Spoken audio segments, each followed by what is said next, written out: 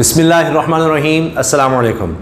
इस वक्त मुल्क में इतनी ज़्यादा मायूसी है, हर रोज़ एक बुरी खबर सुनने को मिलती है और दूसरी तरफ दुख और अफसोस इस बात का होता है कि आवाम के लिए तकलीफ़ दे खबरें हैं और हुक्मरानों के लिए रिलीफ वाली खबरें हैं। इसहाक डार के लिए जनाब उनका घर भी जनाब दोबारा उनके हवाले 50 करोड़ रुपए से ज़्यादा का बैंक बैलेंस, एक अकाउंट जो है वो हवाले बाकी भी किए जा रहे हैं।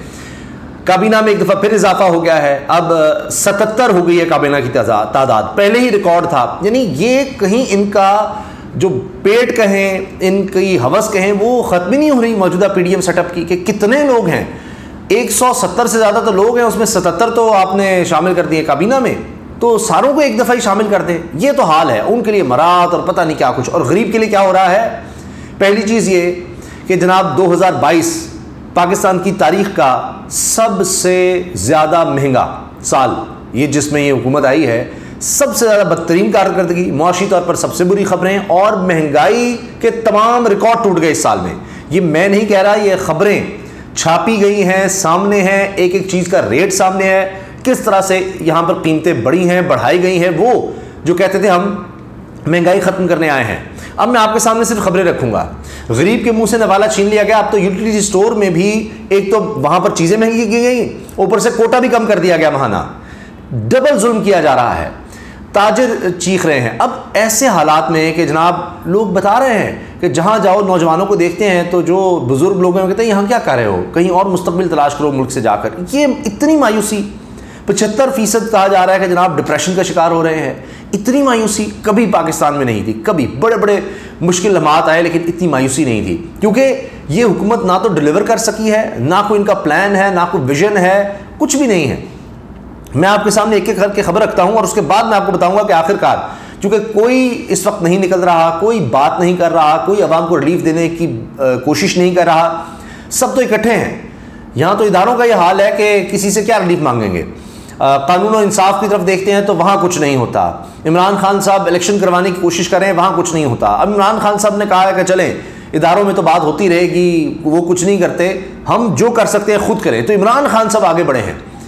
कोई आप देखेंगे कोई तंजीमें उस तरह की कोशिश करें, क्योंकि सारी तो बैठे हुए हैं इनके साथ, सब लोग तो अब सारी पार्टियाँ तो इकट्ठी हैं इस वक्त हुकूमत में, सारे मिनिस्ट्रीज़ के मजे ले रही हैं और मौजें मार रही हैं, अपने केसेस ख़त्म कर रही हैं। तो अवाम का कौन सोचेगा, अवाम के लिए कौन उठेगा, अवाम के लिए कौन निकलेगा? ऐसी सूरत हाल में इमरान खान साहब अगरचे ज़ख्मी हैं, अभी भी उनको आराम का कहा गया है, लेकिन उन्होंने एक बहुत बड़ा ऐलान किया है और उससे एक उम्मीद पैदा हुई है कि कुछ तो शायद रिलीफ मिल सके। इस हुकूमत के ख़िलाफ़ कोई तो उठे, उस पर भी हम बात करेंगे। लेकिन पहले मैं आपके सामने खबरें रख रहा हूँ। जनाब साल 2022 में महंगाई के तमाम रिकॉर्ड टूट गए, ये खबर है, ये छप चुकी है और अब तो बताने की ज़रूरत नहीं है, अब तो हर शख्स इस खबर की तकलीफ़ महसूस कर रहा है। 2022 ने महंगाई के तमाम रिकॉर्ड तोड़ डाले। खाने पीने की अशिया आवाम की क़ुव्वत ख़रीद से और भी ज़्यादा दूर हो गई। अजनास की कीमतों में होशरुबा इजाफा हुआ। दालें, चावल, आटा और मसाला जात की कीमत मुल्की तारीख की बुलंद तरीन सतह पर पहुँच गई। 2022 में महंगाई अपने रूज पर रही और नए रिकॉर्ड कायम करती रही। यानी मुख्तलिफ किस्म का आटा है। रवां साल 2.5 नंबर आटे की कीमत फ़ी किलो 46 रुपये, फ़ाइन आटे की कीमत में 41 रुपये तक इजाफा हुआ। यानी ये इजाफा है सिर्फ फ़ी किलो। अच्छा, आटा 67 से बढ़कर 114, 74 से फ़ाइन आटा 74 से महंगा होकर 115 पर पहुँच गया। फिर जनाब शहर में कराची की बात अगर करें तो खुर्दा सतह पर 2.5 नंबर आटा 130 रुपये, फ़ाइन आटा 150 रुपये। तो इस तरह से कीमतें बढ़ी हैं हर चीज़ की। दालों की पूरी लिस्ट है, पूरी वीडियो इसमें गुजर जाएगी। हर चीज़ की कीमत 1.5 गुना 2 गुना इस तरह से हो गई हैं। अगली खबर है जनाब, कराची के ताजर बाजार 9 बजे और मालिकान रेस्टोरेंट 12 बजे बंद करने पर आमादा। अब सबसे बड़ा शहर, तो एक तो लूटमार इतनी ज़्यादा और ऊपर से जनाब अब जल्दी बंद करें आप कारोबार। तो पहले ही नहीं चल रहे, कारोबार बंद करें, ये मजबूरी है, ये कर रहे हैं वो। मुल्क में अमेरिकी डॉलर मजीद महंगा हो गया, नापैद भी है और महंगा भी होता चला जा रहा है। इससे भी महंगाई बढ़ रही है। रोकने की कोशिश में अलग से महंगाई बढ़ रही थी, ब्लैक मार्केटिंग हो रही थी और अब वैसे भी डॉलर पर जा रहा है। अगली खबर पीटीआई के हवाले से इमरान खान साहब कहते हैं जी इस हुकूमत में गुजरता हर लम्हा मुल्क को तबाही की जानिब ले जा रहा है। हर लम्हा, जितनी जल्दी इलेक्शन होंगे उतनी जल्दी बेहतरी की उम्मीद आ सकती है। अब लाहेमल क्या इख्तियार किया है तहरीक इंसाफ ने, इमरान खान साहब ने, उस पर हम आखिर में आएंगे। वज़ीर ममलकत पर आ जाते हैं जनाब। वज़ीर मुमलिकत साहिबा हैं जी आयशा गौस पाशा साहिबा, वो कह रही कोई डिफ़ॉल्ट नहीं हो रहा, हम मुआहिदों की पासदारी करेंगे। समझ नहीं आ रही कि 5 अरब डॉलर रह गए ज़खायर, 1 अरब डॉलर आपने अभी जनवरी के शुरू में वापस करने हैं, 8.3 अरब डॉलर अगले 3 महीने में वापस करने हैं। सिर्फ ये तसल्ली दे रही हैं आयशा साहिबा, वज़ीर मुमलिकत बराए ख़जाना आयशा गौस पाशा साहिबा, कि जी हम बात कर रहे हैं 3 अरब डॉलर सऊदी अरब से, 3 अरब डॉलर चीन से। ये तो पहले दिन से आप कर रहे हैं, अभी तक आए नहीं जनाब। बल यही ट्रक की बत्ती के पीछे लगाया हुआ लोगों को। और वो जो डॉलर आएंगे, क्या गरीब का चूल्हा उससे चल जाएगा? क्या रोटी सस्ती हो जाएगी जिसकी बात हो रही है? 25 रुपए की रोटी होने जा रही है। ज़र मुबादला के ज़खायर में तशवीशनाक हद तक कमी, जो मैं आपसे अर्ज़ कर रहा था। आगे यूटिलिटी स्टोर पर अशिया ज़रूरत की कीमतों में इजाफा और ख़रीदारी की हद मुकर्रर। एक तो कीमतों में इजाफा हो गया, पहले कहते थे ये गरीब आवाम यूटिलिटी स्टोर पर चले जाएँ, वहाँ से ख़रीद लें। कितने लोग ख़रीद सकते हैं? शायद 5%, वो भी मैं आपको ज़्यादा बता रहा हूँ। अब जनाब हुआ यह है कि चीनी की फ़ी किलो कीमत में 19 रुपये, घी की फ़ी किलो कीमत में 75 रुपये, आटे के 20 किलो थैले की कीमत में 496 रुपये इजाफा कर दिया गया है। नोटिफिकेशन आ गया है। इसके साथ आप ये देखिए कि हद भी मुकर्रर कर दी गई है। माहाना खरीदारी की हद 5 से कम करके 3 किलो कर दी गई है जनाब चीनी की। घी की माहाना खरीदारी की हद 5 से कम करके 3 किलो और आटे की माहाना खरीदारी की हद 40 से कम करके 20 किलो मुकर्रर कर दी गई है। इससे ज़्यादा नहीं मिलेगा एक ख़ानदान को। ये राशनिंग शुरू हो गई है। कितनी खौफनाक बात है कि आपको ज़रूरत है लेकिन आपको इससे ज़्यादा नहीं मिलेगा, इतना ही मिलेगा। हाँ, सोना सबसे मुनाफा बख्श सस्ता बन गया। जिसके पास पैसा है वो सोना खरीद ले, उसका रेट ऊपर से ऊपर चलता चला जा रहा है। और इसका मतलब क्या है? कितनी खौफनाक बात है कि इन्वेस्टमेंट नहीं हो रही है, रोजगार के मौके नहीं पैदा हो रहे। जिसके पास दौलत है वो कोई इंडस्ट्री नहीं लगा रहा, कोई और काम नहीं कर रहा, गर्दिश में रकम को नहीं ला रहा, वो सोना लेकर रखता चला जा रहा है क्योंकि वही बढ़ता चला जा रहा है। कितनी खौफनाक सूरत हाल है। मगर खरीदने वालों में ये जो हुकूमत में ये भी शामिल होंगे, इनकी तो मौजें लगी हुई हैं। अच्छा, फिर खबर आ गई रूस से गैस दरामद करने के लिए पाकिस्तान में बुनियादी इंफ्रास्ट्रक्चर नाकाफ़ी। एक और मसला, कहते हैं रूस से लेकर आएंगे तेल, वो पता नहीं क्या होगा क्या नहीं। शेख रशीद कह रहे हैं जी कश्ती डूब रही हो, एस्टैब्लिशमेंट खामोश नहीं रह सकती। इदारों पर दबाव तो आ रहा है लेकिन अभी कोई कुछ नहीं कर रहा सिवाय इमरान खान के। इमरान खान निकल रहा है। हुकूमत IMF के साथ मुज़ाकरात में ब्रेक थ्रू के लिए सरगर्म, कि अब पाँव पड़ रही है कि जी हम गैस बिजली सब महंगी करेंगे, नए टैक्सेस लगाएंगे, मज़ीद महंगाई करेंगे और डॉलर भी ऊपर लेकर जाएंगे। आप प्लीज़ हमारी बात मान जाएं, आ जाएं, हम सब शराइत आपकी मानते हैं और एक नई लहर हम आवाम पर छोड़ देंगे, कोई मसला नहीं, क्योंकि हमारा काम चलना चाहिए, हमारे केसेस खत्म होने चाहिए। टैक्स चोरों को कानून के कटहरे में लाया जाएगा वज़ीर आज़म। इससे बड़ा लतीफ़ा हो सकता है? 16 अरब रुपए के जिन पर करप्शन केसेस उन्होंने खत्म कर लिए, अब वो कहते हैं टैक्स चोरों को कानून के कटहरे में लाया जाएगा। कौन सा कटहरा? जो आपने तोड़कर वो मार दिया नैब का। किस मुंह से आप किसी को पकड़ेंगे जनाब? आप तो कहते हैं 50 करोड़ से कम की करप्शन ही नहीं है, 50 करोड़ से ऊपर हो तो फिर नैब देखेगा, सारे खत्म कर दिए। जितने केसेस नैब ने खत्म किए मुझे कोई एक बता दें कि जनाब नैब भी तो नहीं है ना 50 करोड़ से कम जो केसेस कहीं और देख लेंगे, कहीं और गए हैं। सब ड्रामेबाजी।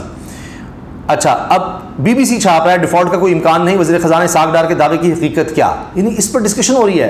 कोई यकीन नहीं कर रहा इसहाक डार पर, क्यों कह रहा है डिफॉल्ट नहीं करेगा, ये नहीं होगा। कौन मानेगा?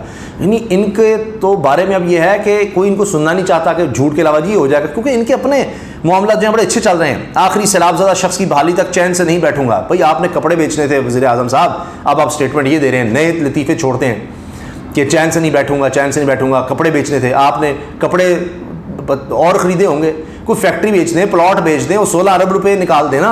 अब तो मिल गए हैं वापस आपको 16 के 16 अरब रुपए। अब तो इसहाक डार के जो मुंजमद अकाउंट था 50 करोड़ का, वो भी उनको मिल गया है। इनकी मौजें लगी हुई हैं, इनके घर भी इनको मिल रहे हैं। वो घर भी वापस मिल गया है कि जिसके बाहर पार्किंग के लिए जनाब सरकारी जो पार्क था उसको भी शामिल कर लिया था पार्किंग में। ये वो लोग हैं जो कोई नहीं, कोई चीज़ नहीं छोड़ते, और वो जनाब इसलिए मौजे मार रहे हैं। और आवाम के महंगाई पर महंगाई है, उनको क्या फ़र्क पड़ता है? गवादर शट अमिट कंटिन्यूड क्लैशेस। वहाँ गवादर में जनाब रोज़गार क्या मिलना था, वो वहाँ पर एहतजाज और क्लैशेस और हंगामा चल रहा है जी। क्या 2023 में हम मुल्क दरपेश चैलेंजेस निपट पाएंगे? ये सवाल मैं आपके लिए छोड़े जा रहा हूँ। ये चीज़ें छप रही हैं, मायूसी है, समझ नहीं आ रही क्या होगा। इलेक्शन की तरफ ये आना नहीं चाहते, भाग रहे हैं। ज़र मुबादला के ज़खायर में तशवीशनाक हद तक कमी, एक्सप्रेस की खबर है, हर तरफ ये छप रही है। बहुत खौफनाक सूरत हाल हो चुकी है। और मैं एक इदारे की आपको बात बता दूं कि हाँ, हर कोई अब ये कह रहा है हमारे माशियात साहब की जी इलेक्शन वाहिद हल है, लेकिन इलेक्शन कमीशन की 31 दिसंबर को इस्लामाबाद में बल्दियाती इंतखाबात से माजरत, अदालत का इज़हार बरहमी। वो बल्दियाती इलेक्शन नहीं करा रहे तो जनरल इलेक्शन क्या कराएंगे इस्लामाबाद में इतने से इलाके में? ये तो उनसे भाग रहे हैं, और एक तरफ भाग रहे हैं अपने लिए रिलीफ और आवाम के लिए तकलीफ।